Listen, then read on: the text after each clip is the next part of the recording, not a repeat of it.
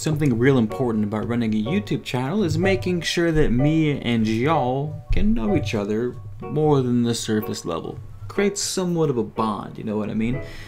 With that being said, you guys are going to dive into the spooky Halloween tag for your boy Keith. Hope you enjoy yourselves. That being said, let us begin.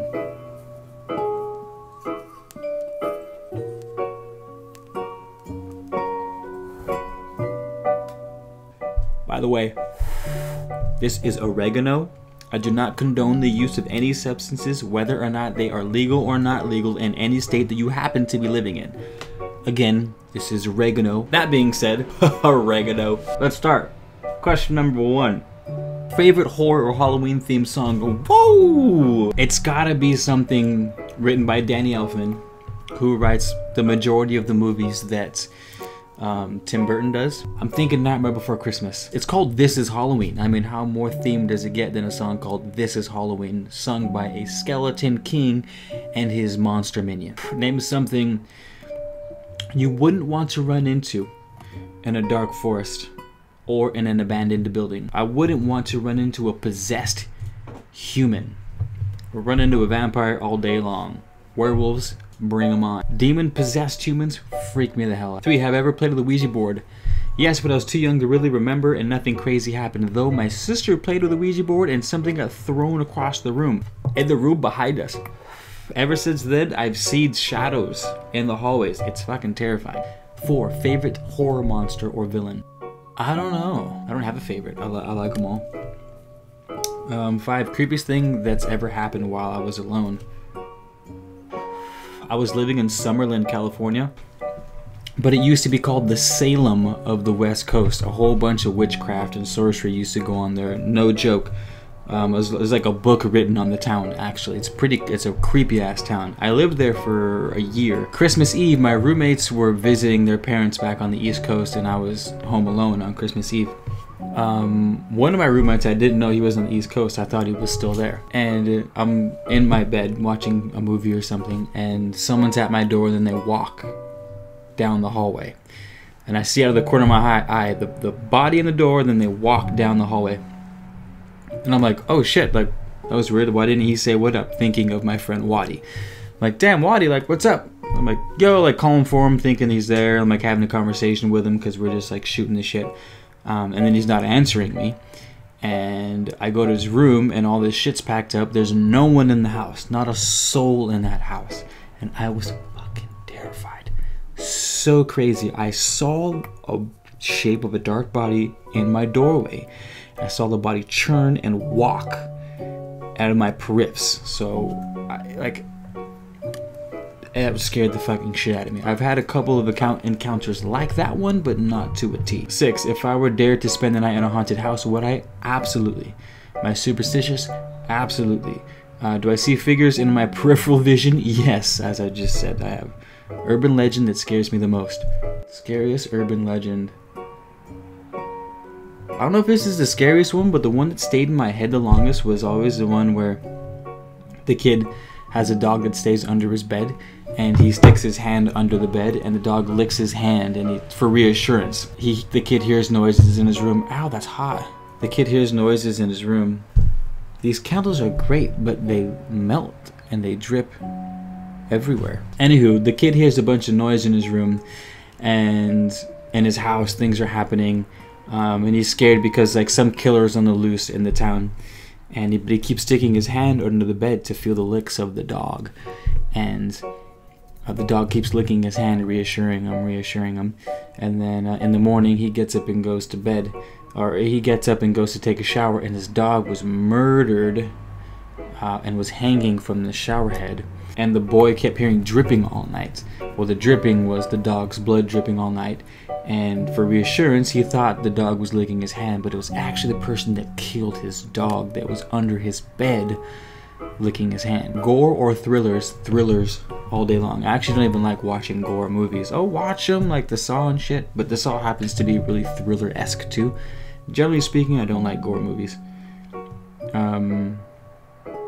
Do I believe in multiple dimensions or worlds? Absolutely. Ever made a potion of any sort? Absolutely. I'm actually making the coolest potion that you've ever seen in your entire life, and it will be on the market soon, so sit tight. Do I get scared easily? Sometimes, yeah, but I like being scared for some reason. Have I ever played Bloody Mary? Yes, as children at school. Do I believe in demons / the devil? Not the devil, but in demons, yeah, definitely. If I'm home alone, but I hear footsteps in my house, what do? I have a knife. Because I don't fuck around. Even as a kid, what I would do is I would grab the 2 biggest knives in the kitchen if I was home alone, and I would hide them behind my forearms like a Mortal Kombat player, and I would walk around the house, each and every room, and check to make sure that no one was about to murder me. So I would do that first, and then I would ignore them. If I got trapped in one scary movie, which would I choose? Oh man, what scary movie? I would for sure get stuck in Chucky. That's hilarious. If I could wear one Halloween costume for the rest of my life, what would it be? A voodoo daddy, voodoo witch doctor for sure, with like the black tall hat and the skull necklace. Would I ever go to a graveyard at night? I have. A handful of times gone to a graveyard at night, and it was awesome. In a zombie apocalypse, what is my weapon of choice? A machete. For sure. A machete for sure. Would I rather go to a Halloween party or trick-or-treating? If it was a well-done Halloween party that was about feel and style, breadth, attention to detail, and everyone was in it for the cause and to have a really good experience about the Halloween feels, I would go to the Halloween party. But the Halloween parties that you usually go to are just people getting hammered, and that's not very Halloween-y at all. So I would probably go trick-or-treating. You're in a horror movie. Are you the final girl, the first to die, the comic relief, the skeptic, the smart one, or the killer? Definitely the final girl. Though I'm a dude, but in the movie I would be a final girl. Or the killer. Or the comic relief. Probably a little bit of the skeptic too. A little bit of all of them. Whilst. I love how they use the word whilst. Whilst watching scary movies, are you the person who yells at the characters, the person with their eyes covered the whole time, or the person who falls asleep? Probably the person that falls asleep if it's late enough. I usually don't like to yell at the movie because I'm usually in it, so I don't talk too much. Favorite scary book? I wouldn't say this is my favorite scary book, but it's because I had 2-3 wild nightmares a night for a week in a row, which has never happened to me before. I don't even know what the name of the book was, but it was by H.P. Lovecraft, who was a very prolific horror story writer who created a whole genre, a whole world fan club cult following for almost a century now. H.P. Lovecraft. Nightmares like no one's business. I had to start reading the book literally within the first chapter. I haven't picked it up since. This was 15 years ago. But also I love the Goosebumps a lot. The Goosebumps were awesome.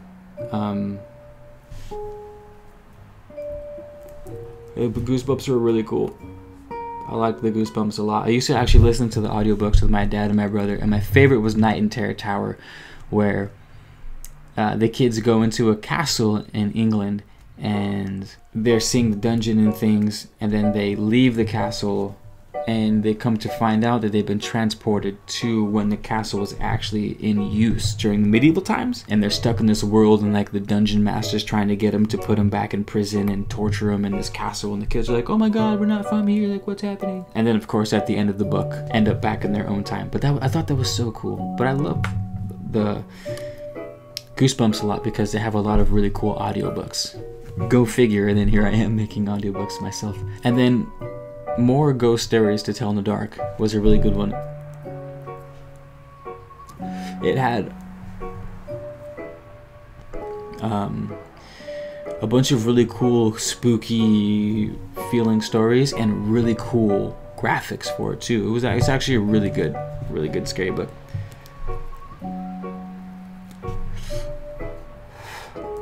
How old were you when you saw your first horror movie?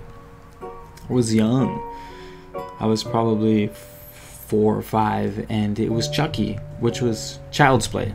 We called it Chucky because the doll's name was Chucky, but the movie was actually called Child's Play, and it was about this little doll that was a redhead with freckles, pale skin, red shirt, blue overalls. and he would just run around with a big ass knife, like stabbing people. It was awesome. It's actually one of my favorite horror movies of all time.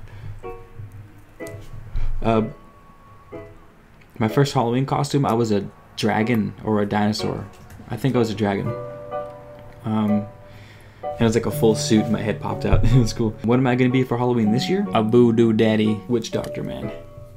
But like New Orleans style, so with the suit and the top hat. Could have a spooky Halloween pets. Black cat, owl, bat, rat, wolf. My spooky Halloween pet would probably be a rat. And this is only because it says spooky Halloween pet. I feel like I would have gone owl, but owl is like the animal I'm going to 9 times out of. But the spooky Halloween costume, that 1 out of 12 is going to the rat. That's it. I do declare that is the last of it. This wax is melting before my eyes. It's too bad. Like, this candle is actually really cool. I did an unboxing of these candles not but a few days ago, and they're already spent.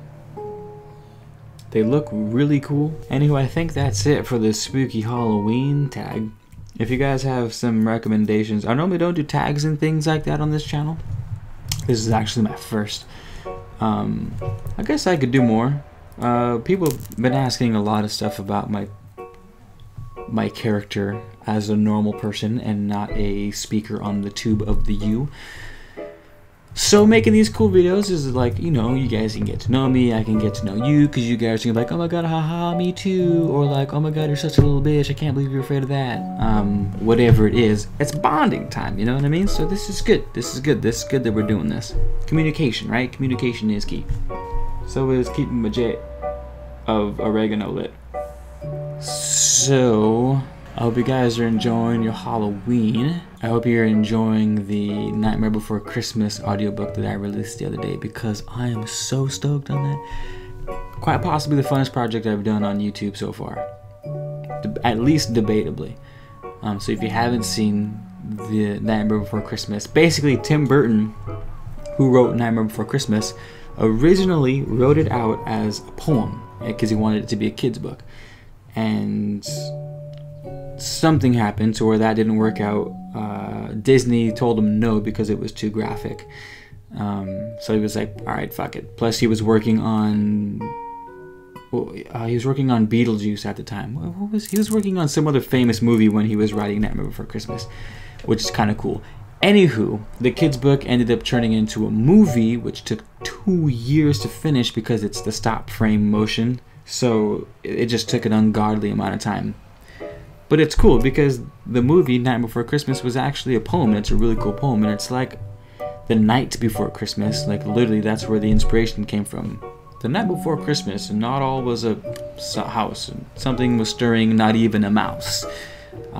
It was inspired by that, but he saw Halloween